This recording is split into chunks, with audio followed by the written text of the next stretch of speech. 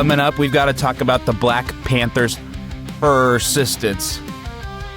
Hello, everyone, and welcome to the Sacred Rewatch, where we are watching every project in chronological order in the Marvel Cinematic Universe, leading up to the big and fantastic Avengers Doomsday, and also Avengers Secret Wars. I'll be 35 when that movie comes out.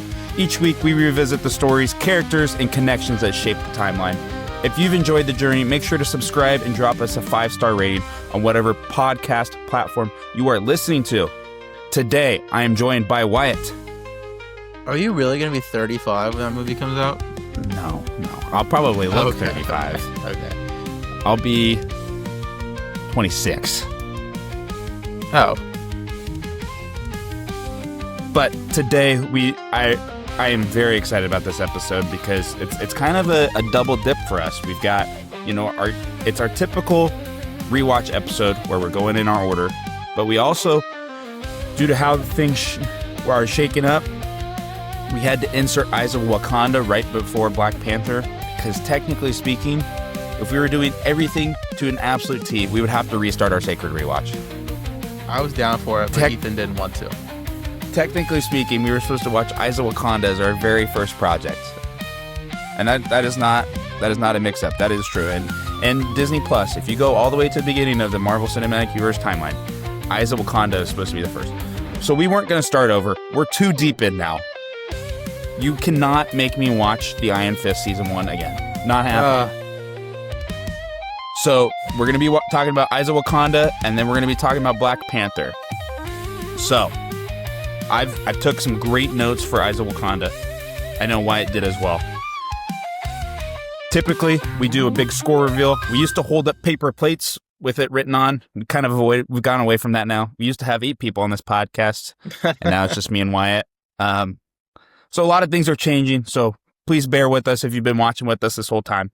If you're brand new, please enjoy. So Wyatt, let's get after it. Do you have your score ready out of 25? Yes. Please let me know what you gave it.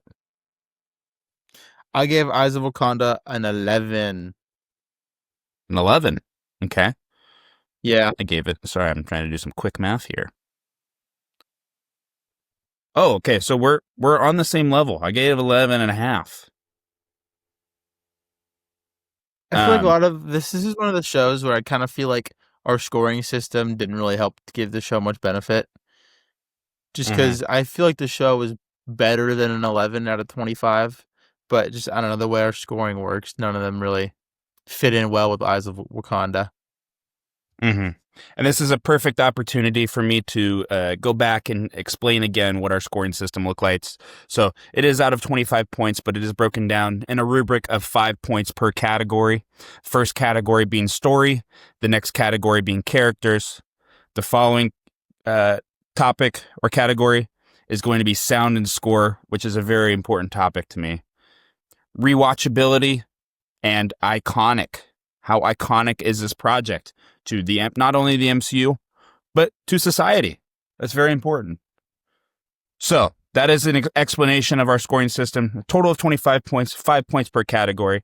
If you ever want to check it out, please go on our Instagram to go see that. And we have a surprise guest, Brody Leonards. Oh, and he's gone now. Okay, so you gave it 11. Wyatt, let's talk about the first episode. What did you like about the first episode? Refresh my brain. The first episode was the one with oh yeah, okay, I remember the first one.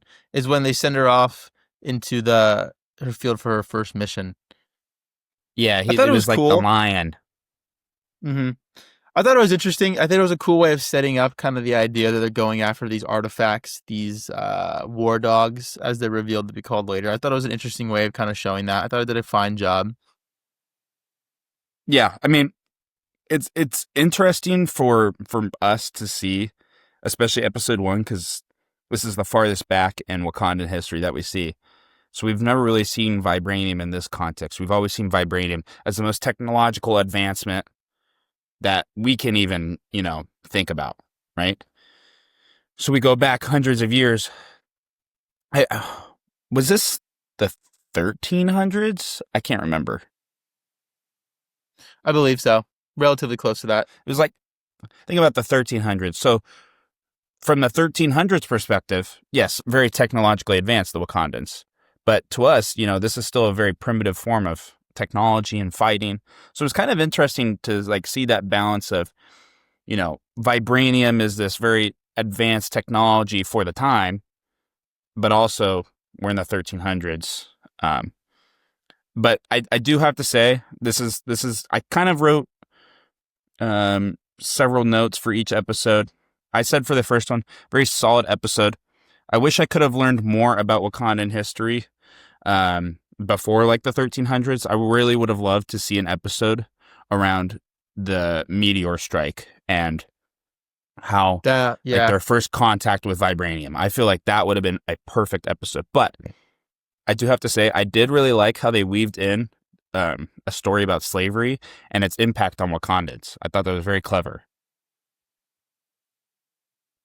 I thought the first episode surprised me too. I thought it was a little more violent than I really thought it was gonna be. Yeah, I would agree. Which I was all for. I thought it was cool, but I was caught off guard relatively fast. Like, I think she like stabs someone in the throat and then just blood coming out. Yes. And she Yeah, throws like yeah. her I knife at actually think someone. and I want to say they did like the director style of getting like blood on the camera lens, even though it's an animated show. I don't know what that's called. As you get to know me more, as you're listening to the show, you realize I have never seen a damn movie in my life outside of the MCU, so I don't know anything about movies. But why? Do you know what I'm talking about? I do. Okay, I don't know the name of it either, but I know like what you're talking about. And this was produced. Was it directed and produced by Ryan Coogler? I don't think it was directed. It was directed. It was the same director for all 4 episodes. I know it was Ryan Coogler was a producer. Let's look.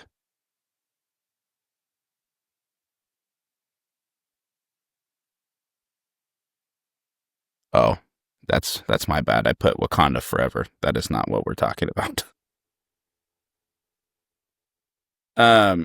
What did you think of the sound and score aspect to it of the entire show, not just episode 1? I gave it a relatively low score. I just didn't really feel anything at all compared to like the normal Black Panther. I think what makes the Black Panther soundtrack so special is it very much weave in those R&B and hip hop kind of vibes. And I just didn't feel like the show did that very Yeah. much at all. Mm-hmm. Which that's what I think sets the Black Panther soundtrack apart from the other ones in the MCU is it has that corner like they're in they're in like these very tribal settings, but they have like Kendrick Lamar in their soundtrack. And I think it's very interesting, it's very cool, and I think it adds another layer to that kind of like adds another layer to the whole experience like environment in that movie, which I think is well done for the other ones. And this movie didn't really do that at Mm-hmm. all. Or the show, I should say. Yeah. It was interesting to see that because we've seen Black Panther before. We've seen even Wakanda Forever, the sequel to Black Panther, before we saw this show, which just released about a month ago.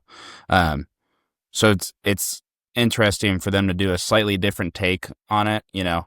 Um, Ludwig Göransson, that's the Mm-hmm. composer's name. He did a fantastic job on the Black Panther soundtrack, but we'll talk about that Oh, later. he's Episode yeah. 2. What did you think about the Trojan horse?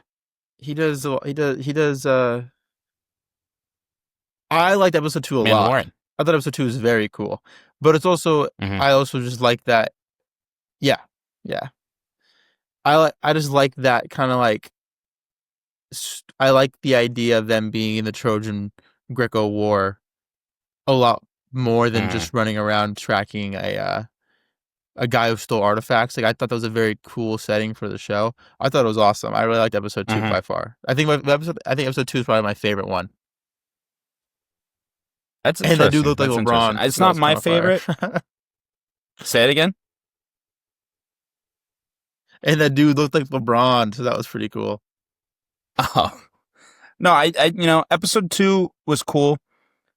so far, like episode 1 and episode 2, I think since it's an anthology series, you're able to take very unique ideas that have really no correlation to each other to tell a story.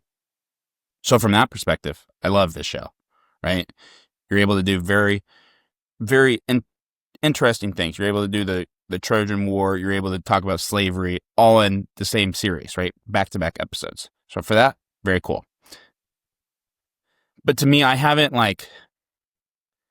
think maybe that's just a gripe that I have with anthology series. I'm not necessarily a fan. Obviously, I'm a big fan of the MCU and for what it can do weaving stories together, right? So I haven't really seen that yet, but it does get there.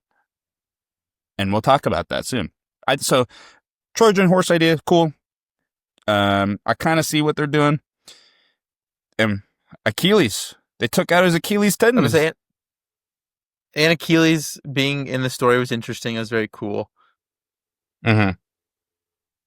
Also, I thought the end of episode 2 really hit the nail on the head for what they were going for with these whole war dogs.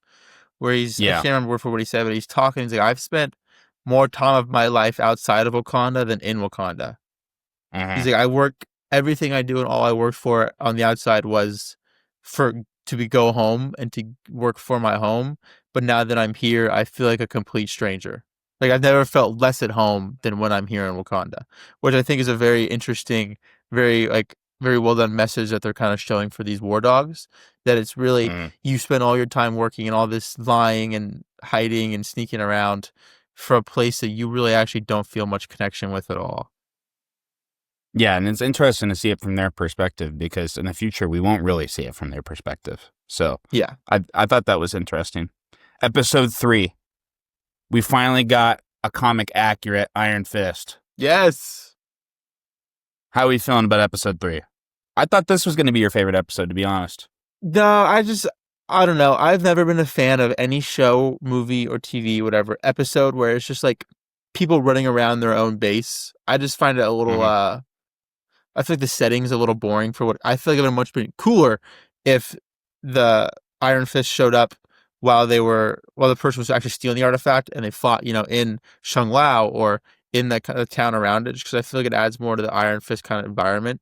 But I did think it was very cool the way they had that connection. I did like the fact that the Iron Fist and I can't remember the War Dog's name, but they had a sort of relationship when he was on mission, Mm-hmm. and it just added an extra little layer of kind of connection there, which I thought was very well done and very cool as well. I got that was great.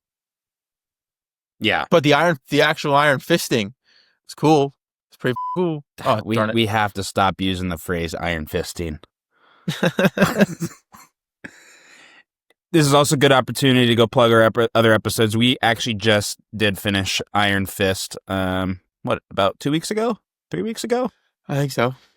Go check it out. Obviously, one of the worst shows I've ever watched, but maybe one of our better podcasts. Whenever we review a not great project, it actually turns out to be some of our best podcasts. So go check that one out. I'll include that one on the screen right now.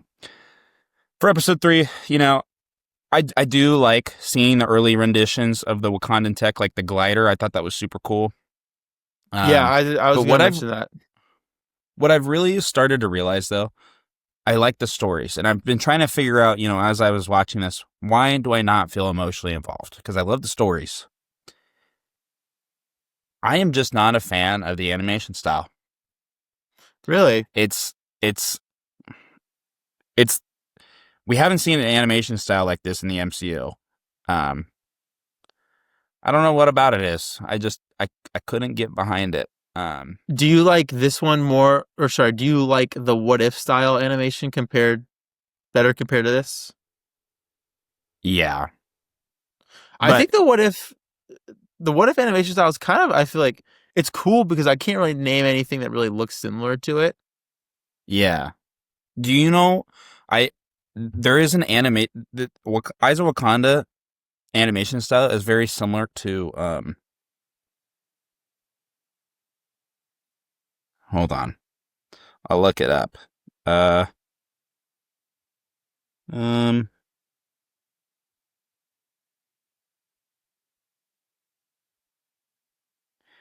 it's like a Christian animated movie. What? And it's like What? to a T. It's very famous. What is it called? I can't remember it.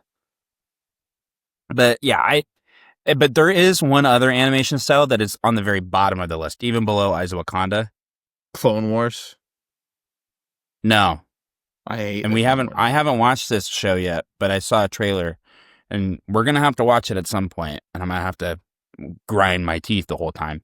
It's Spider-Man freshman year. Oh, I'm with you. I don't like the animation style at all either. It's too old school. It's too like, I get what they're going for. I know this is the Black Panther episode. I know they're going for that kind. They want it to feel like you're turning the pages of a comic book, and I think it's a cool theory and cool idea on paper. But when it actually comes to like execution, it just looks so kind of choppy in a way. I don't know. Yeah. I'm with you. I don't like I haven't seen it either, but I don't like the animation style. But it's almost like an American version of anime. And no hate to anime. I've got a lot of anime lovers out there. Or I know a lot of friends that are anime lovers. I just can't get behind it. I get it. The stories are great. I don't like And anime either. I almost would say that anime is designed for you to almost let your imagination visualize a story for you rather than what you're actually seeing on screen, right? So for that reason, I'm just not an animated guy. So don't crucify me for saying that I don't like this show. I do like the stories that they're trying to tell. I'm 100% with you. I don't like. It's very rare for me to like a show that's animated. 100%. 100%. So let's get to episode 4, my personal favorite episode. How did you feel about episode 4? I thought it was pretty cool. I thought it was the most, not interesting, but I thought it showed the most difference from what we've seen with the Black Panther's characters and the Wakanda story compared to the 2 movies. Like the first 3 episodes before this, there wasn't too much outside of like Wakanda and War Dogs. But in episode 4, we saw a futuristic Black Panther, which was pretty cool. I thought the future stuff was very interesting, and we got some callbacks to what we already know as seeing the movies, like when they're in the village the town at the beginning, and they steal that the hammer. I think they call it a hammer. I instantly recognized it. I don't know if you did, but I was like, oh, that's from Black Panther. I didn't, but then as you were talking about it more, I was like, oh, this is interesting. But I guess I did. I wrote it down in my notes. Is this the same artifact that Killmonger takes from the movie from the first episode? Did you notice the Watcher? No. He was in it. Really? Yeah. Oh.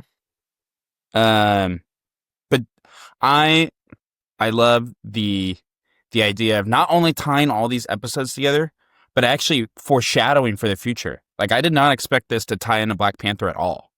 Mm-hmm.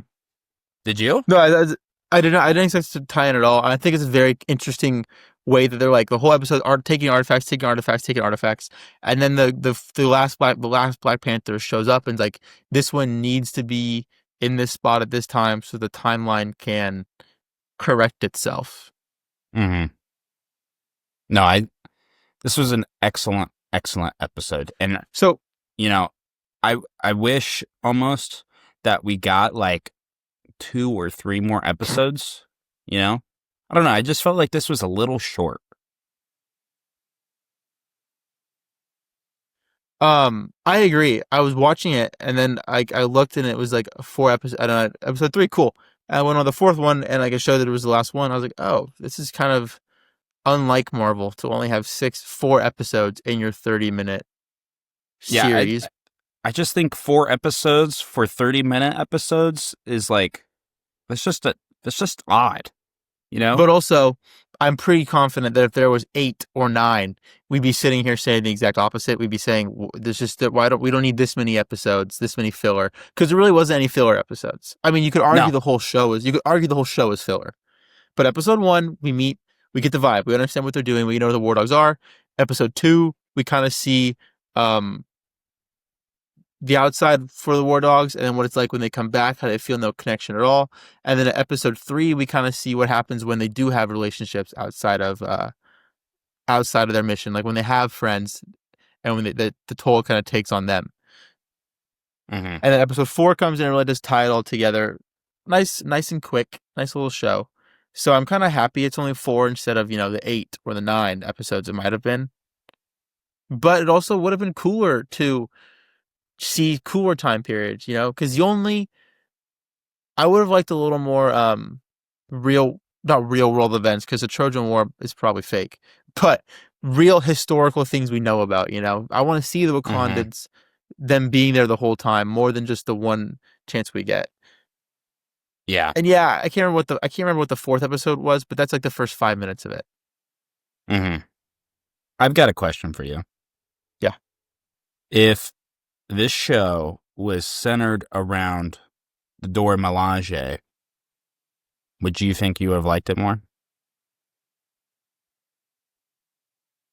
It's an interesting question, because the Dora Milaje are interesting. We haven't really seen a whole lot of them, but aren't they all don't they only really do protect the king? Yeah.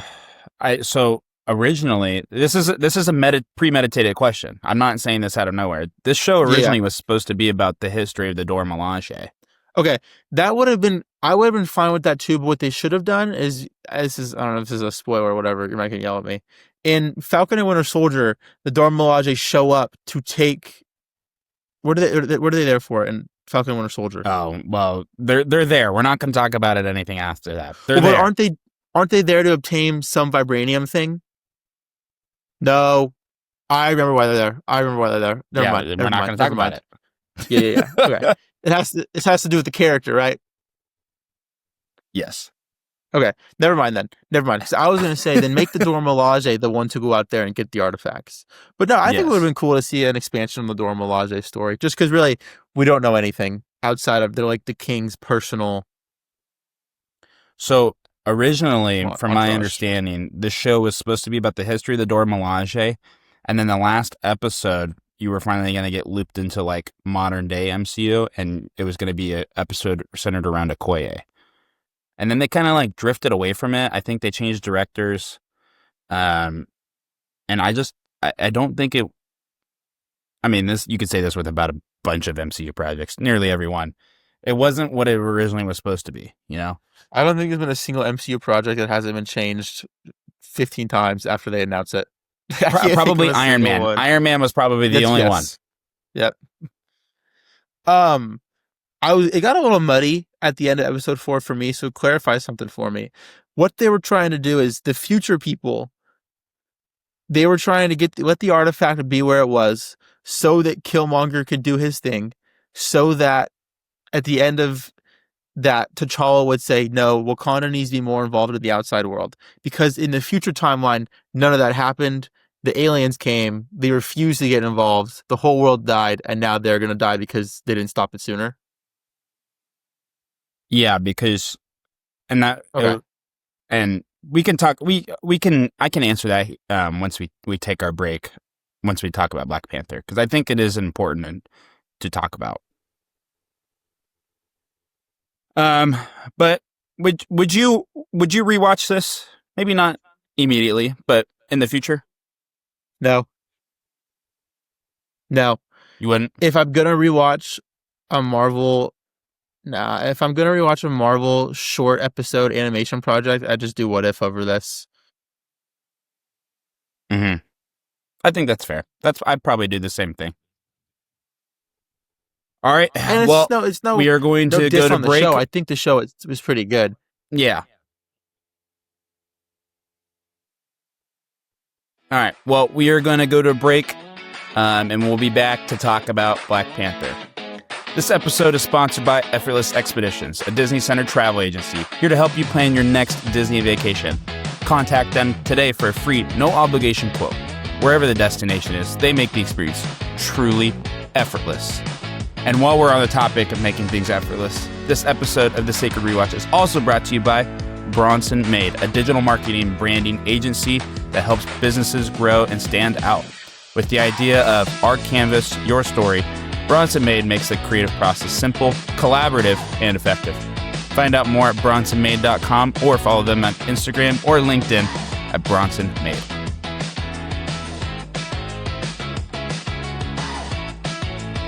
And we are back, but we are back with a crucial co-host and our resident philosopher. Brody, welcome back. Hello, everyone. It's good to be back. How are we doing? Doing great. Tons of Marvel stuff going on. I'll give you 2 minutes. Everything you were feeling about Eyes of Wakanda, go. Eyes of Wakanda, I thought, as much as we ask for dark stuff in animation, I thought the animation style didn't match the tone, especially in the first episode. I thought it was a cool Brody, animation style. Yeah. We lost me? Yeah. I can't see Wyatt. I thought we lost Wyatt. No. I'm saying well, first of all, your face hasn't moved since you've been on, but then also your audio went out for 30 seconds. Is Wyatt still here for you? No, he left. Okay. Let me switch back. Let's try again.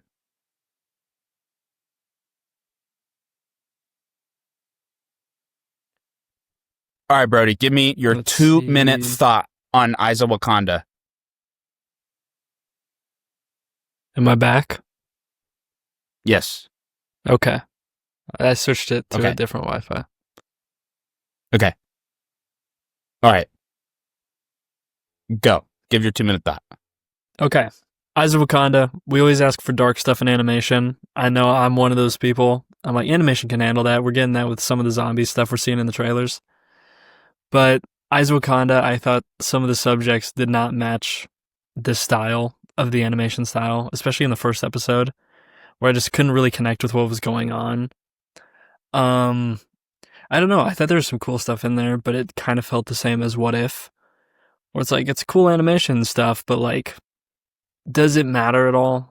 I didn't feel a need to finish watching it. And I don't think I'll probably rewatch it, same as a lot of the What If stuff. Which is a shame because the animation's great and everything, but I don't see myself revisiting it. It's just the way it is. Mm-hmm. It's unfortunate. Yeah, I mean, what did you think about the animation style? I know you're not a big opposer to animation like Wyatt and I are, but how did you feel about the style specifically? Because I felt like it was very unique. I thought the style was good, like I said, but I think it just was a tonal difference in the stories they were telling. I don't think 3D would have made it better or anything, but there was just some kind of disconnect. But I was already getting that with What If. It's this whole style. It's cool, but I'm not the biggest fan of it. I think that's fair. All right. Now we're going to talk about Black Panther. Let's go. I just want to say something before we say our scores. You know, this movie was very, very emotional for me. You know, obviously we have lost Chadwick Boseman since this movie's released. But even when this movie came out, I just remember thinking this is a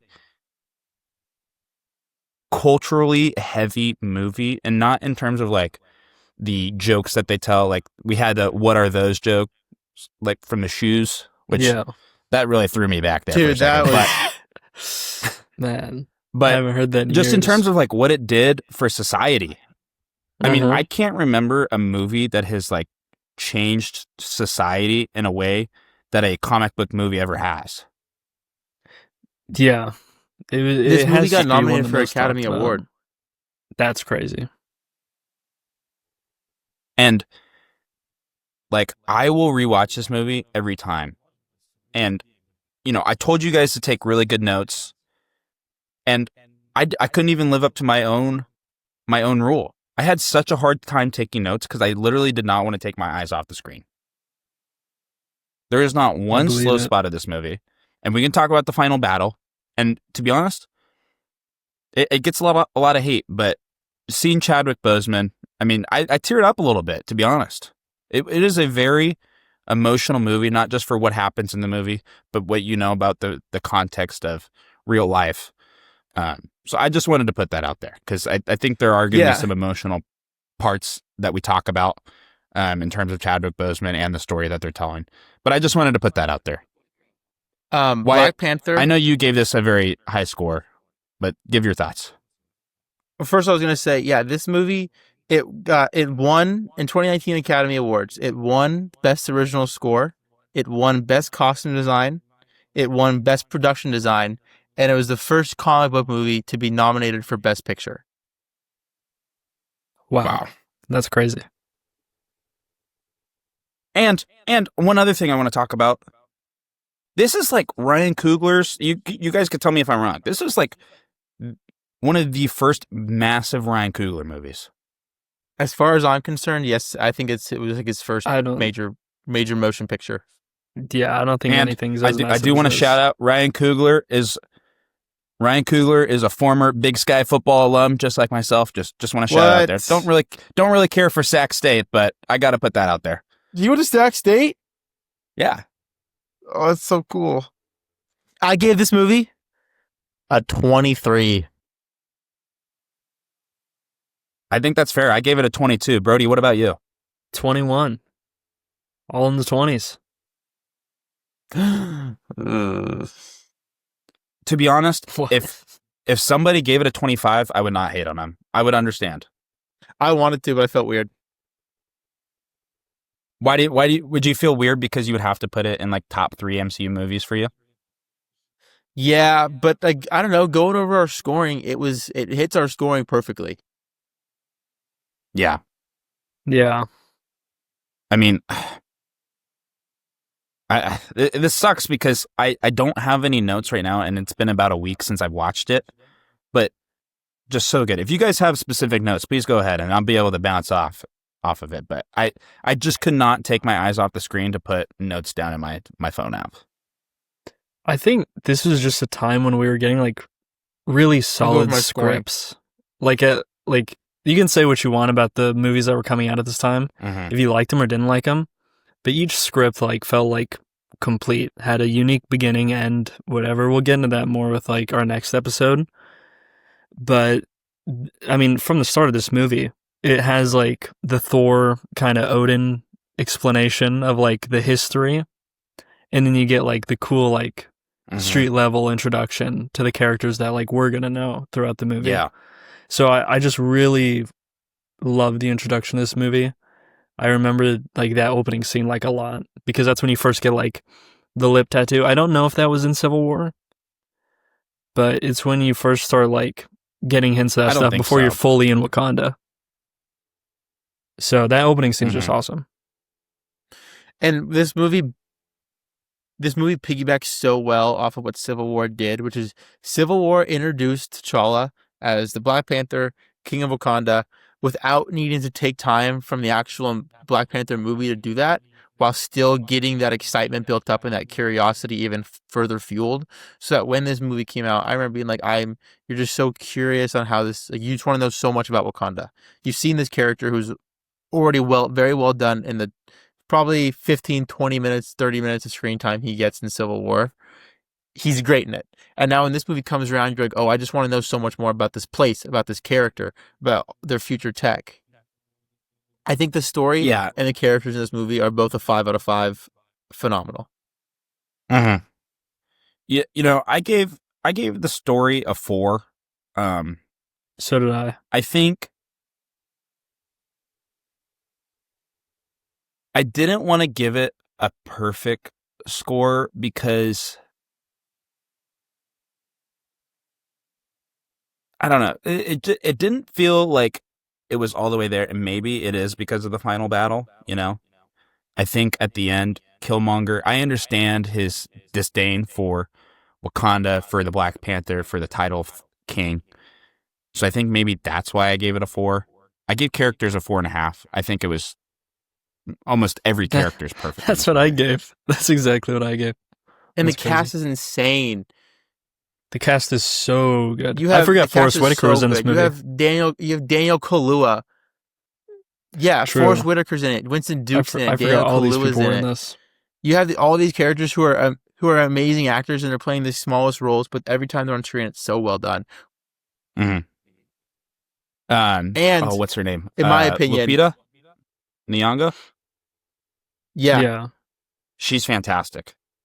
But the chemistry is great. In my opinion, I wonder how many chemistry tests they did. This has the best Marvel villain. And maybe you could argue otherwise, but especially in terms of single movies, like movie-centric villains, Killmonger is the best by far. His writing is phenomenal. His motivation makes sense. Every line he delivers is so badass. He literally epitomizes swagger in a villain. I've never seen that before. He's so cool. He is so cool. Like, everything about him is so cool in this movie. I was gonna say, and they had to kill him. You know, they keep other villains around, but they had to kill him. And he works as such a perfect foil to T'Challa. Like, he's a villain that allows T'Challa to, because most of the time these bad guys in these shows, like, let's look like Obadiah Stane or like Vulture, there is no real like humanity behind them for our heroes to have to deal with. Like Iron Man, when he's fighting Obadiah Stane's mustache really bad guy. He doesn't really have to deal with the emotions behind this person. Actually is very justified. I think the way T'Challa sees into it, he understands 100% why Killmonger is doing what he's doing, and he feels for him. Like, from the second Killmonger shows up, he doesn't want to fight him. He wants to, like, do this peacefully, you know? Well, and what I like about what you said is he is the perfect foil to T'Challa, because T'Challa never once says he's wrong for feeling this way. He's upset about what he wants to do after that. Yeah. And I think they get a huge boost in the talent that is Chadwick Boseman. Like, when T'Challa finds out that his dad killed his own brother and that they left the kid in Oakland, he's very hurt by it. You can tell that to him, his world has been somewhat broken in a way. This person he always looked up for as this all-knowing, great leader for Wakanda really did have these dark secrets that he kept from T'Challa's whole life. Like, T'Challa feels terrible at the idea that this kid had to spend his whole life outside of Wakanda, knowing that that's where he belonged. He always was told that's where he would go. And the fact that he is realizing all that while he's stepping up to be king, like, really makes it interesting. Like, because he's thinking about how he's going to run things and how things are actually run, even the stuff that, like, he didn't know was going on. Mm-hmm. And what I love about it... Go ahead. I was saying, you very, very much get the vibe that if Killmonger had shown up and not necessarily... If, let's say, he shows up after killing Claw, which I want to talk about that in a second. If he shows up, walks into the throne room, and instead of instantly declaring that the throne is mine, I want to go for the throne, he very much probably could have gotten T'Challa to want to aid the outside world a little more. Obviously, Killmonger wanted to take the world over in a way, make the evil white people feel their pain for what they've done to him, which I get it. But T'Challa isn't that type of king. T'Challa is not a ruler. He's not an emperor. He's not a conqueror, the way Killmonger wanted to be a conqueror. So you very much get the vibe there could have been that perfect middle ground between the two of them. Mm-hmm. Yeah. So I do have a question. This is purely theoretical. Do you think Killmonger would have ever gone back to Wakanda if his dad didn't die? Well, I think the impression that if his dad hadn't necessarily done the things he had done, they would have gone to Wakanda together. But what I also think, knowing Wakanda, I don't think they really would have let the kid come back, you know? I don't think they would have viewed, because I think a whole part of Wakanda is there is that kind of irony in it all, the way that like they're so about themselves and their own, that they're excluding the outside world, that they wouldn't view this kid as Wakandan, you know? Yeah. Yeah, and he's been in Western society too long. They have, this deep sense of tradition, but at the same time, they're so different than the rest of the world. But this is it's three white guys talking about Wakanda. What better people to talk about it, right? Right.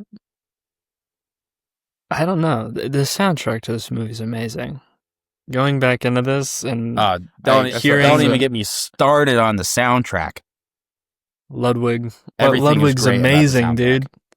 And it's just cool seeing in retrospect because, like you're saying, like with this being Ryan Coogler's like big jump,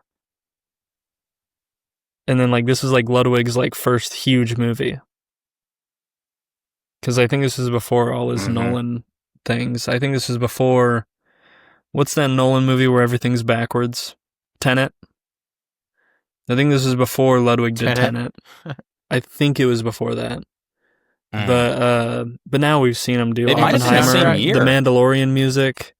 He's done amazing music. So he's up there now. I mentioned it a little to Ethan during the Eyes of Wakanda part, Brody, but this soundtrack also does a phenomenal job as it balances so well the kind of like, I guess, tribal, kind of like rural vibe that they're going for with Wakanda, because Wakanda has this very cool blend, and like you have these huts and these farming villages, but you also have these giant skyscrapers with these floating trains, spaceships, and the soundtrack does such a good job at blending that kind of like traditional music, but also has that R&B and hip hop vibe that fits so well with what they're doing with T'Challa. Yeah, I think it makes the soundtrack so good. I mean, if you're gonna get anyone, get the guy that mixes Childish Gambino's music, and he knocks it out of the park. He's great, dude. Like, it's just crazy to think that, like, at this time, if you would have asked me Ludwig Göransson, I would have been like, the guy that does the music for Community, like that guy. Which is funny because the Russo brothers also worked on that project, so there's a lot of Marvel ties back to that. That's just crazy seeing like the arc into like now this is like he's a huge composer. But like the sounds are amazing. It's very similar to the Winter Soldier music, where it's like a sound. Like when you see a certain like person or group of people in this movie, they have their own sound, their own style. And that even comes down to like the fashion and wardrobe. Like everything's like to the top notch in this movie with like set design, everything. It's crazy.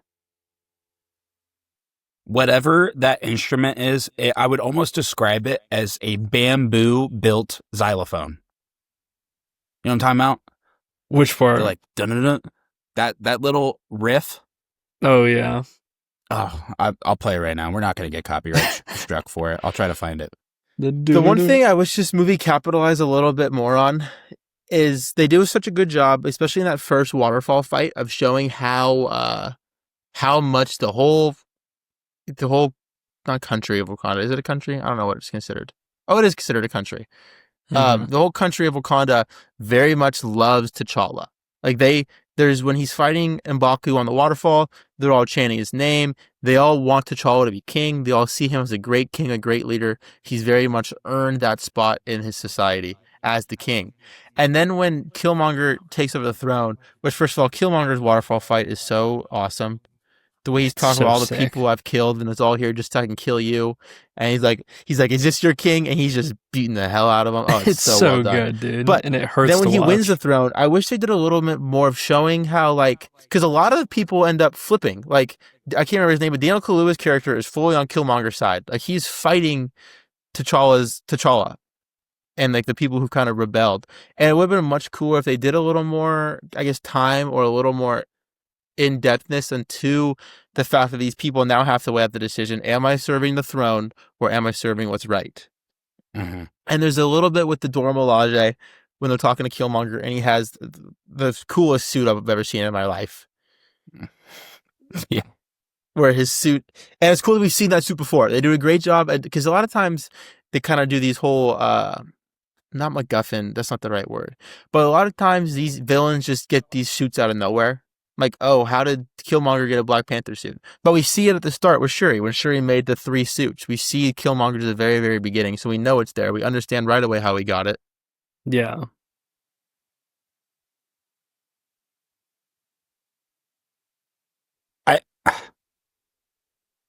I I think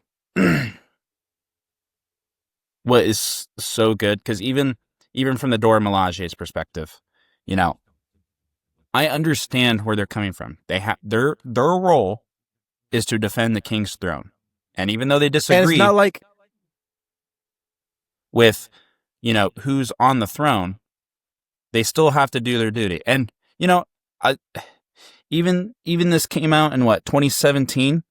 There's a lot I of think so. parallels with not only United States government but government as a whole. There's always these parallels with the real world, that there's people in position of power, and they may not 100% agree with where they are, but they're still doing their job, because doing your job at the end of the day, it still keeps the country together. Because the moment you start completely fraying from what your job is in government or in a position of military power, as long as the country isn't going to completely fall apart, that is the main goal, is to keep what your country believes in still in check.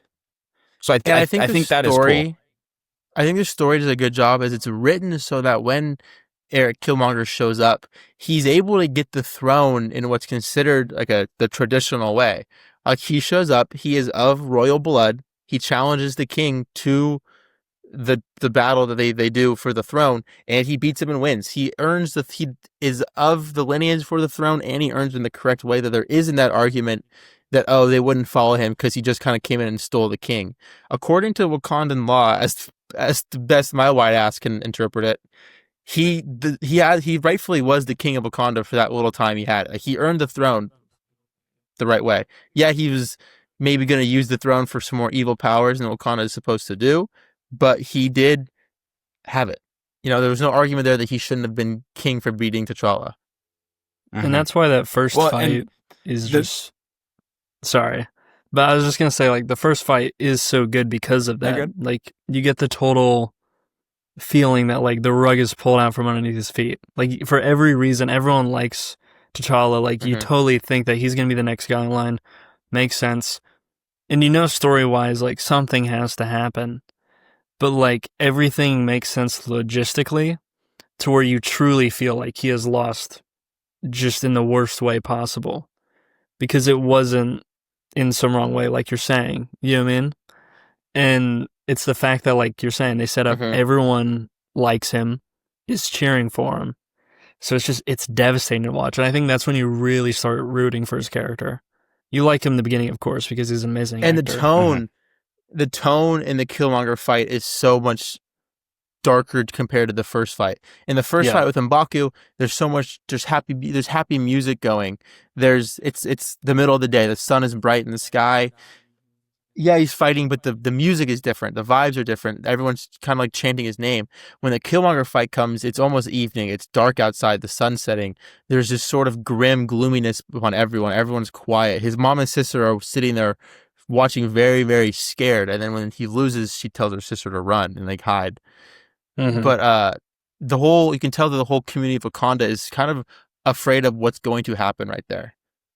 And then Forrest Whitaker character steps in, gets killed, and then it goes down from there. And what I love about this movie, and like some of the other great Marvel movies that we've seen, especially like Winter Soldier, I listened to an interview a couple weeks ago from Kevin Feige, and I actually think it was right when Winter Soldier came out, and he was talking about the idea of SHIELD being behind all these nefarious acts this whole time and releasing all the data to the public.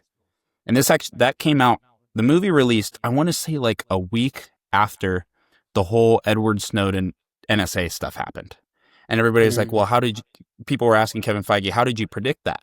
And he's like, we're not overtly reflecting current stories that are happening, but everything politics-wise and government-wise can happen. We've seen it with Winter Soldier, like I said the NSA. Black Panther. This was coming in a time where we had a change in presidents, and there was a lot of political opposition and what's the word I'm looking for? Divisiveness in the country, right? It like you couldn't have written that story. Like the story was written even before that current events happened, but these movies are releasing as the events that we're currently living in are a reflection on screen. Yeah. We eventually will get to it, but Falcon and Winter Soldier, we talked about it already. That came out. It was originally supposed to be a story about basically COVID. It was a story about oh my goodness, what is the word I'm looking for? Pandemic? Disease. Yeah, pandemic. Mm. And they had to change it because I think it hit a little too close to home. But Yeah. it's super cool to see these stories. They're literally writing these stories while these events are currently happening, and they don't mean to reflect society, but the best Marvel movies do reflect society, even when they don't intend it to be. Yeah. So I give them a ton of props because even though it could draw away viewers, it actually brings us in because we can see it in our own lives, yet they're telling it in a creative and a story-filled way. And it makes it to believable. Piggyback off that, this movie, I was a little young at the time to but to really take this into account. But this movie probably had a ton of pressure when it came out because, as we've seen in like more recent times in the past, the way that superhero movies with female leads or people of color as the leads are often kind of a little more scrutinized than others. And for this movie to have a 99% all black cast, there's this pressure that it really does need to hit it out of the ballpark, and it does it so well that when you're watching it, there's this certain kind of like, you understand why this movie has the place it does with the African American community. You understand why, as a superhero movie, this movie does such a good job at the sort of outside of the movie kind of like emotions and the outside of the movie itself real world application. Because I believe it's one of the Academy Awards. It was like the first 98% African American cast to get nominated for one of the awards as well. I remember seeing that at the time too. So it does such a good job at that, with that pressure it must have had at the time, that it really did need to be well done, or it's going to get over scrutinized for stuff like that. And I think there isn't really a single flaw with this entire movie, especially the characters and the actors. They all do so good. No, and I think you hit it exactly. We were, I don't know, 15, 16 when this movie came out, so we didn't really understand. But this movie did have a lot of pressure on it. Not really from the executives, and I'm going to talk about that here in a second, but just from society. Like, people were very curious, what a lot of people are saying it was a forced project. They didn't need to make it. But, in retrospect, it is up there with one of the greatest MCU movies out there.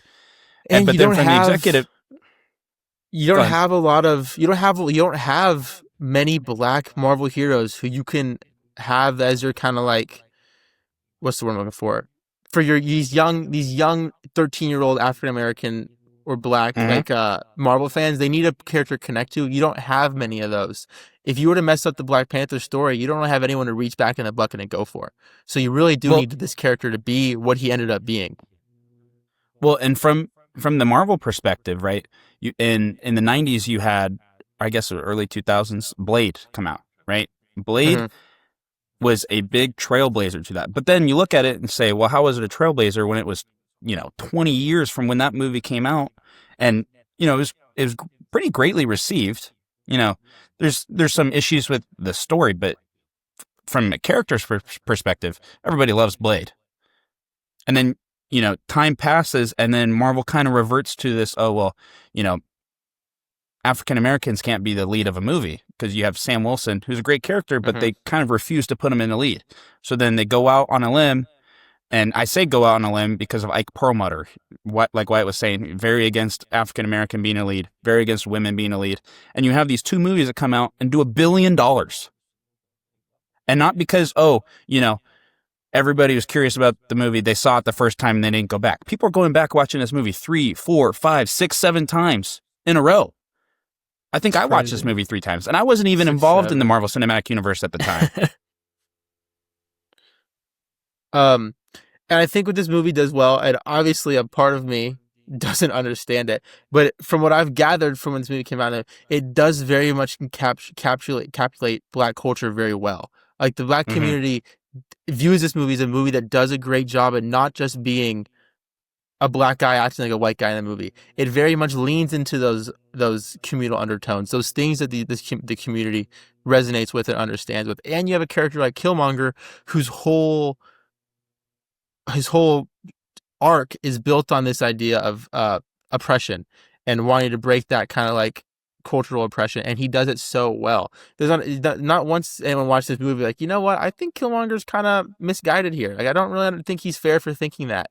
You understand why he's doing the things he does, and yeah, some of his lines are a little too aura farmy. Like at the end when he's dying, and T'Challa's like, we can save you. He goes, and what? Go back to prison? Like my ancestors in the chains? I'd rather die. And he rips it out. I'm like, all right, that's cool. That's cool. That's cool. But it's a little too much sometimes. But I think this movie does a great job at kind of leaning on those undertones, those cultural kind of values, keeping them, but also expanding on kind of like the Marvel universe as well, and making it still a superhero movie. 100%. And I just think from like, it does a good job of societally telling that story, but it also is just a great story. And I've been wanting to talk about this. My favorite part of the movie, and this is where I shed a tear, maybe because of, where we are with, losing Chadwick Boseman. But when Chadwick Boseman, T'Challa, comes out of the jet that he just destroyed, and he's like, I never yielded.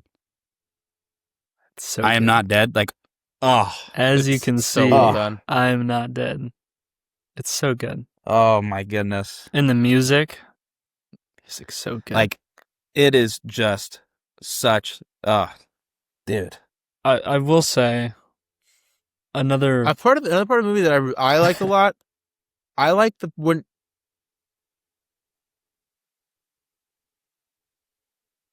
Go ahead. What?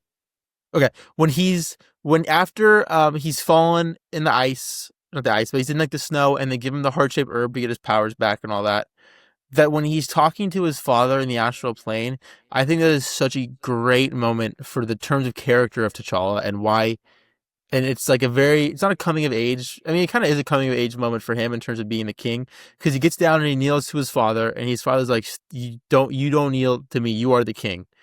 And he's yelling at his dad about like how he went about things and how they left this boy there. And I can't remember what his father tells him, but his father tells him like, you are a better man than I am. You are a better king than I can be, because you have the ability to fix my wrongs.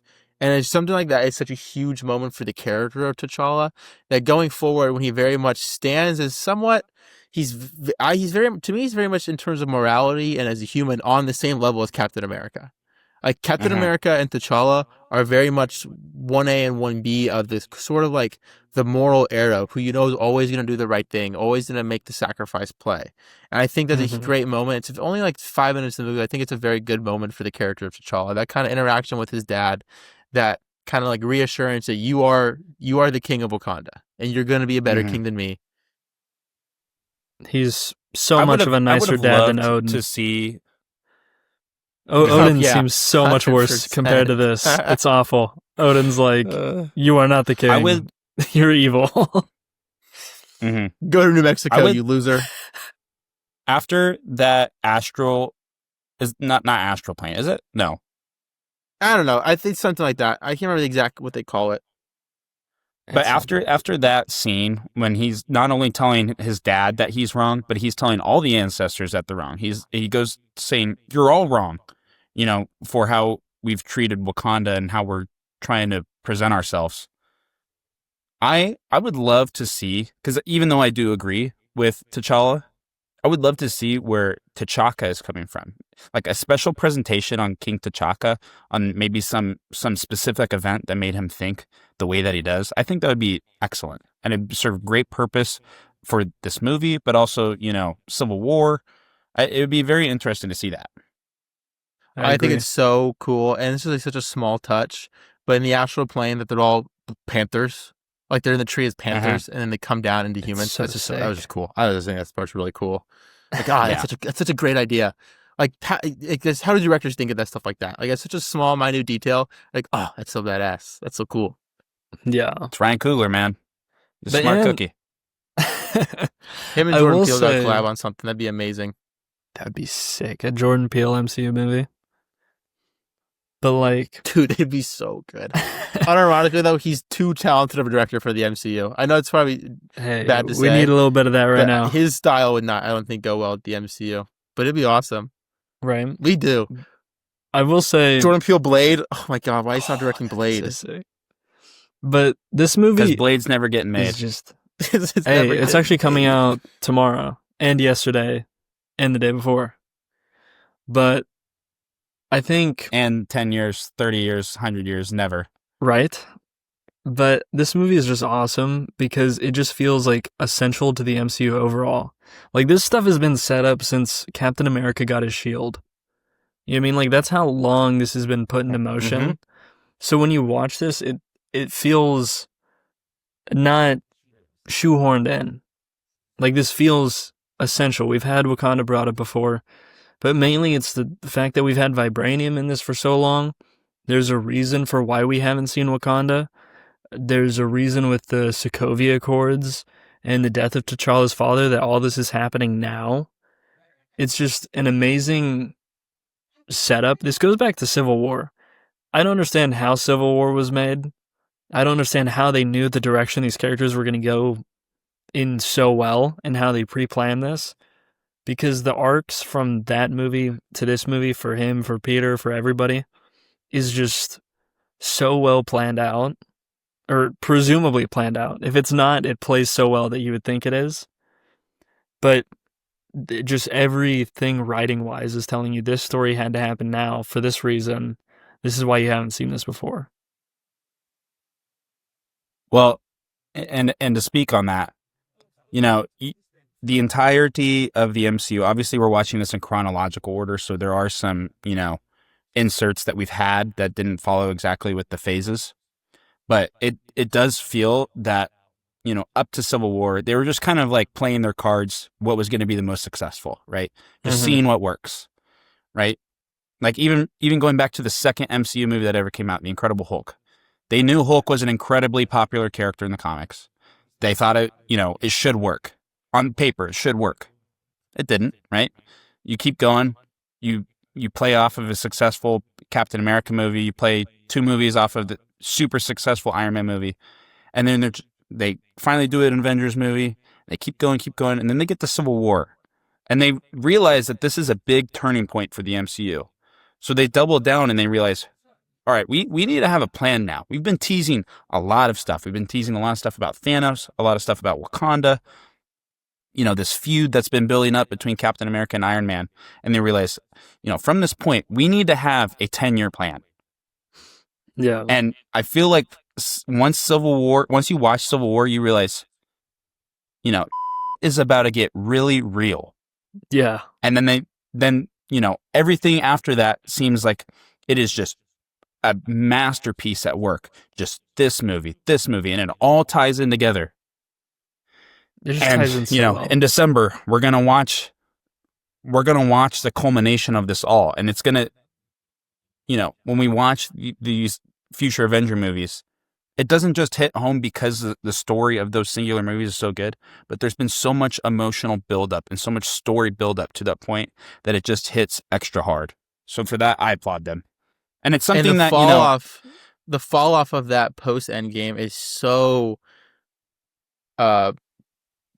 evident. Like, you know, like it seems like after Endgame they were unable to really hit that level of this is why people care. This is why you're invested in these stories. And it's become more and more evident with every movie that it's somewhat of a it's building on the MCU like not being that so good, you know? Like you can go to these movies and every time I leave the theater after those post Endgame movies, I'm like, yeah, it was cool. Yeah, it was Fantastic Four, you know? Yeah, it was they're there great singular movies. There is no leaving the theater like, wow, there was emotion in that. There was so much time going into that build up for that. Now what's next? Now what am I building up for? Now what's am I looking forward to? I would say we've seen one movie that I felt that way. No. Which I do agree. But like where it does a great job of taking past characters, weaving them into a story that actually makes sense, and you have a sense of the future. And I would say that's Thunderbolts. I better say Thunderbolts. Thunderbolts. And what do we leave the theater of Thunderbolts being? Wow, that was really good. Like that was a great movie. And I'm you're excited clamoring for where these characters, to see more of those characters. I'm excited where these characters go next. Exactly. Yes. And that's how I felt about Black Panther. That's how I felt, about Spider-Man Homecoming once we talked about it, Doctor Strange, Thor Ragnarok. You're wanting more. And it's hard to blame the No Way Home Spider-Man for not really having that connection, just because I feel like that so much isn't a leaving the theater after the movie. And like I remember after that movie being very excited for where it goes. But how long ago was No Way Home? 2021. Yeah, going on 4 or 5-ish years. And I know that's not so much Marvel's fault, and I don't want to rag on the MCU and Marvel Entertainment, because you do have to deal with Sony and all that. But they're one of their big focal points in terms of characters we emotionally are very connected to. You take so long, and there's been no build-up or no kind of like continuation of that story at all until they just started filming a couple months ago, Mm-hmm. Well, and it seems like post-Endgame, and this may be a better conversation to have after Endgame, maybe even when we're done with their Sacred Rewatch and we have a few months in between our last project, rewatching Doomsday, about, how they kind of gathered themselves. But it seems like now the last 3 projects that have released, they finally have a plan. But it was kind of like all thrown together to realize people actually do want that, and they do miss that. And that's maybe why it hasn't hit at the box office, because I would agree that there's a lot of great MCU projects that have happened post-Endgame, but they don't have the interconnectivity that we're all looking for. Giving a post-credit scene to something that may or may not happen does not fix the problem. The problem in itself is having these Easter eggs that actually do matter, not just saying a person's name just 'cause, but you actually have plans to make this movie, and you're banking that, Kevin Feige is going to look over this movie and make sure that his plan, because I think Kevin Feige has been right the entire time. He has a plan, but with how much creative content that came out that wasn't really directly under his supervision is why we feel this way about post Endgame. And I think we already had that's why these movies turned out so good. And a part of it is that you could, and it sucks that what you just mentioned, the last 2 or 3 Marvel movies have had that kind of oh, I care, I'm excited, I want to know what happens after these characters, but it's all happening so late compared to Doomsday. Whereas we were feeling that with Iron Man 1, we were feeling that with Iron Man 2, 10-ish, 11 years before Endgame came out. That it really, and you could always blame the Jonathan Majors situation, which I do think did throw a bit of a wrench in Marvel's plans. But it's not like those movies before he got kind of fired and all that weren't good either. It's not like the movies that he was in building up to Kang were doing that. They still were falling flat on their face. Yeah. And I don't buy either. They should have gave James Gunn full control after Endgame, and we'd be looking at an all-new MCU. No, this is a Marvel Cinematic Universe podcast. We're not talking about Superman today. He does. No, I'm not talking Superman. He did Guardians of the Galaxy, and they're amazing. They should have given him $1 billion trillion. They should have given him $1 trillion to never leave. I don't know. They fired him, and they reluctantly brought him back, so he's not coming back. I'm glad he's on to bigger and better things. Let's talk about some of the characters. I think, Wyatt, you wanted to talk about Claw. Let's hear about it. Can you hear me? Sorry, I disconnected a little bit. Yeah. I just think Claw is such a cool and kind of comedic, very cool character. Plus, Andy Serkis is amazing and quite literally everything he's ever touched ever. He's just so talented that it sucks he's gone the way he gets gone, He's never been anything outside of comedic relief in the 2 movies he showed up in. And you kind of think he's going to have a bigger role, and then Killmonger just kind of shoots him and he's gone. I just kind of wish Claw could have been around longer and they could have maybe done more with him, just because outside of Marvel, knowing the talent that is Andy Serkis and knowing what he can do, it would have been really cool to see him have a larger role. And maybe he stays. I think, say potentially, he doesn't die. And Kelly Bozeman doesn't pass away in real life, you could have had Claw as a bigger role in your second Black Panther movie, you know? Mm-hmm. Which Yeah, but I mean, at the end of... Go ahead. I like Wakanda Forever for what it is. You have to give it a huge... I won't talk too much about it because it's not this episode. But you have to give Wakanda Forever a huge benefit of the doubt. Like, your main actor died, like, tragically in real life during your writing process. So you have to give them a shadow of a doubt. I will always be very curious, though, on what that world looks like where Chadwick Boseman doesn't pass away and we see him. Like, I think the MCU is completely different. Yeah. I agree. I Like, mean, he would be our main guy, no question about it. He would be the face of Phase 9, whatever we're in now, Phase 8. I don't know. I think you can attribute the MCU's issues to like 4 issues: COVID, Chadwick Boseman, William Hurt, and Who's that? Thaddeus Ross. Hmm. Who's William Hurt? He plays Thaddeus Ross. Secretary Ross. Oh, sorry. I thought your fourth one was Thaddeus Ross. I thought you okay. No, Gotcha, no. gotcha, My gotcha. fourth one. What was it? It was just in my head. Majors? Yes, Jonathan Majors. Yeah. Like I can. 100%. I think if those 4 events don't happen, we probably are excited. But I think with the route the MCU has decided to go, and I'm not going to talk about the specifics of where they're going to go yet. We're still a little early in the rewatch to talk about that just yet. But if those 4 things don't happen, we probably feel a lot differently about this. And to be honest, we may not even be doing this podcast, to be quite frank. Those 4 events don't happen. We probably don't have this rewatch podcast. It's possible. Why? I think the hype is in a place right now. It's not necessarily hype out of like it's been so good. It's a hype out of curiosity. Yeah.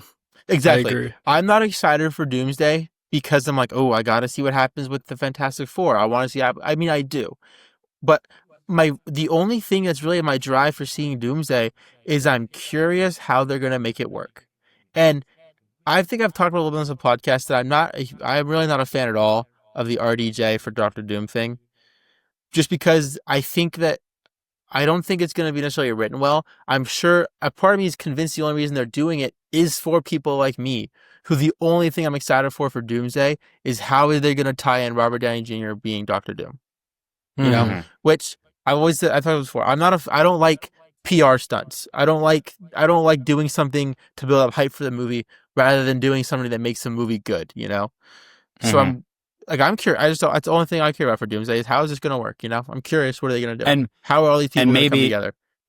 I want to add something to my list. Instead of 4, I'm going to say 5 things. I think the 5th one, and it doesn't even really relate that much to the phase that we're in right now and in this waiting game, but it really tends to the future of the next 40 years, 50 years of the MCU, which was the acquisition of 21st Century Fox. Once that, you bought that is a big deal. Once they bought that, all fans are going myself included, all fans asses, oh, where are the X-Men then? How are the X-Men tying up? Where are the X-Men going to show up at? The second they bought that, it was all people wanted to know, which is a fair thing to want. And, you know, obviously the purchasing of 21st Century Fox is Bob Iger's decision. But with how, I got to say, like, even though the acquisition did happen in 2019 or 2020, with how quickly they were able to get a Fantastic Four movie scripted, shot, and released, I do have a feeling that Kevin Feige was the one kind of pushing Bob Iger to get those characters some way. And maybe it was, you know, they weren't directly for sale. So Bob Iger said, you know what, there's enough there at 21st Century Fox that we're just going to buy the whole thing. And I think that's also because of Disney Plus and all that. They had a huge reason to want that. Yeah. So I think there's like 5 major reasons, no pun intended, that the MCU is the way that we look at it right now. But in retrospect, this is just a fabulous, fabulous movie. I and always want to Killmonger learn. shoots his girlfriend. Like, that's so aura. Mm-hmm. He's like, nah, I got what's that? I don't know It's about that. not aura, but in terms of like they do such a good job at showing who he is. You know, like it's like when Ethan's gonna yell at me. It's like, how do you make Superman a great character? You have him save a squirrel, right? You have him save this squirrel from being set up by a monster. How do you show that Killmonger is so devoted to his getting in Wakanda, killing T'Challa, becoming king? You have him just say, nah, I don't care, and shoot through his girlfriend to shoot Claw. Like you have those little things that just show the audience the character's kind of drive and the character's thought process without saying it on screen. Like the nuance of it are so needed in these Marvel movies. Well, and you could say that about his girlfriend, and you could also say that about him shooting Claw. Like, Claw was an essential portion to get to where he got. Yeah. Mm-hmm. You know? But the second he was in his way, he had to get rid of him. No. You could argue they may have not been friends, but they were business partners and essential business partners. They had to help each other. Claw wanted money, and Killmonger wanted a way to get closer to Wakanda. And maybe Killmonger's plan the whole time was to kill Claw so that he could I think get that's to what Wakanda. it is. Yeah, correct me if I'm wrong. What does the hammer actually have to do with anything? I think it's just because it's an extreme artifact, and that's kind of what Eyes of Wakanda proved. It was that it was a very essential artifact to Wakanda. Because to me, what I picked up on Killmonger's plan was he must have known that Claw was an enemy of Wakanda. I think that was Claw, pretty universally known. Yeah, he kills Claw, and then he uses Claw to get into Wakanda. He just shows up with Claw's body. He's like, I killed this guy, and I'm from here. The hammer itself, or the knife on a stick, whatever you want to refer to it, it has no special. It's a MacGuffin. Like, it's vibranium, and it's probably like the oldest artifact of vibranium that they have. That's probably all it serves. It's a plot device. It gets all of your characters in a room so that T'Challa can meet Martin Freeman. I can't remember his character name. Ross. He's my favorite. He's also Ross. He's my favorite token white boy of the MCU. I think he's cool. That's Bilbo Baggins right there. True. I forgot about that. I remember. Oh, the end credit scene. We didn't even talk about the White Wolf. Hold on. I want to say one more thing about this hammer. I love Sherlock. I want to say one more thing about this hammer. It was a plot device, but Eyes of Wakanda doubled down and said it's not really a plot device. There is actually this story behind it. Because up until this show released, it is just a hammer. It's just a piece of vibranium. They don't talk about it the rest of the movie. I think that's what we're missing. We just need an MCU that doubles down again and like does a second movie just to convince you that the first movie was right. Like they need to just start doing things like that and being like, no, we know we have a plan for this. Because that's what a lot of this stuff is it's like, this was nothing. We're going to double down. We're going to make it something. That was just a random reference to Stephen Strange. We're going to go back to that later and make that something. Like take some notes from James Cameron doing like 5 Avatar movies right now. I know that you two have seen this. All I see on TikTok are these theories that Robert Downey Jr. was Doctor Doom the whole time. And that like this whole time the MCU's been planning out Doctor Doom to be Robert Downey Jr. Or he's always been an Iron Man. That's all and it's not remote. I would leave. There's no way these lines that there's no way that these lines that Robert Downey Jr. is saying in Iron Man 1 are supposed to be clues or references that he's actually going to be Doctor Doom 20 years from now. There's no way. They are on the record saying they had no idea what was going to happen after the first Iron Man movie. It feels like the roadie thing. Those are what makes the MCU so cool. We knew roadie. Yes. Like when you see, my god, I hate the roadie thing so much. Things like he's been a Skrull the whole time, like that type of stuff. Hey! We're not there yet. What's he talking? I'm gonna have to put a spoiler warning there now. Come on, man. Just bleep me out. That situation, Secret Invasion, is such a crucial part of the MCU. That situation was something where the writer thought something about when they set it up, the director thought a different thing about when they set it up, and the person that made another movie thought it was a different time. So it was just a complete mess. So I think they didn't have any plan for where this was going. Past that, I think they had a bookend, and then they thought they would have enough threads. When they show those doubling down moments that no, this is what we were doing the whole time, it does add just that extra layer of certain enjoyment, I guess. They just need to double down. We need some sequels, dude. We keep getting solo movies with no sequels. And it's like, if we were already on Shang-Chi 2 right now and stuff I like would this... disagree, though. I would disagree. There's characters they've introduced post-Endgame that they have not given a sequel. Even, this is current event right now. No, they need to do sequels. Stuff. Have you seen all the stuff they're talking about? That's what I was just saying. I was just saying we need Shang-Chi 2. He's having sad boy hours right now because it's a Superman sequel. It just got greenlit. Like that, overnight. Is he in it? No, but he's saying it's taking forever to get Shang-Chi 2. Shang-Chi should have have took like a month or two to get Superman 2 into production. Yeah, bro. But it does help when your director's running the company. Cool. Yeah, but it does help. Let's be honest. Yes, and let's look at the difference between Shang-Chi and the Superman movie that just came out. What is the difference? Shang-Chi is a great movie. I think Shang-Chi's a great movie. Yeah, Shang-Chi's cool. All right, well, we'll talk about it when we rewatch it. I think Shang-Chi's good too. I think it's good. No, it's fine. But fine. Keep your thoughts to yourself. Wyatt's gonna rip his shirt open and have Superman on his put him in a box. Superman was the first movie in a new extended universe. Shang-Chi was just another drop in the bucket for Marvel. Is what I'm saying. Unless we got Shang-Chi too. I mean, and then he was just doing great. But here's the thing, like watching a notification right now, Shang-Chi 2 confirmed. Post Endgame, though, you could say that it is a new universe. You know, when chronologically speaking, where it is and where they were releasing it, it was a new universe. They had all this time. Just give us something. We haven't even seen the damn guy. We had him in a post-credit scene or something. He's in Marvel Zombies. But we just need sequels to double down. Because sequels are where you like figure out what a character is. No. This is about Eyes of Wakanda and Black Panther. Let's stick to that. What else is there to say? You guys have any more thoughts on Wakanda? You guys have any more thoughts on Wakanda, Black Panther? Wolf. Oh, yeah, end credit scene.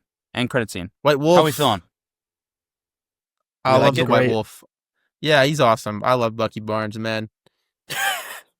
And I gotta say, you know, credit to Sebastian Stan's acting. You can tell, like, it is the same character, but there's a noticeable difference. Just the calm demeanor. He's not the same person because he was, you know, medically a different person, even though he's physically the same person. Yeah. But mentally, he's a new person. He's reborn. But the setting, you know what I totally think does a great job of showing that nuance-wise is he doesn't have his arm on him. You know, he doesn't have the Winter Soldier arm on him. It's a kind of good little moment physical way showing that, like, that part of him has been healed. You know, he doesn't have not the big scary metal arm. He doesn't have the scary metal arm on him that he had when he was the Winter Soldier. It's a good little thing it's showing in terms of writing wise that he has made a little bit of a jump in terms of Well, and his hair was introduced to shampoo and conditioner. That was a true. big one. Mm-hmm. But it's the setting. Not so damn oily. I just love the I like fact that that line we went when from they bring in Martin Freeman and Shuri's like, "Oh, another white boy for me to fix." Yeah, that is good. All right. Do you have any last thoughts on Black Panther, Wyatt? Wakanda Forever. As a 22-year-old white man, this movie connects. We're not talking about Wakanda Forever. We're not talking about Wakanda Forever. I didn't say Wakanda Forever. Yeah, you did. I just said I said Wakanda Forever. That's what they do. Oh, gosh, my boss is yelling at me. Yeah, as a 22-year-old white man, this movie just talks to me on a level that I don't think you two can really understand. So it's always really resonated well with me, and I just love it. Brody, do you have any last thoughts? Black Panther's on Black Panther? Great movie. I don't really. I think we said everything we could say about it.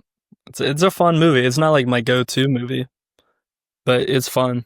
I would rewatch it.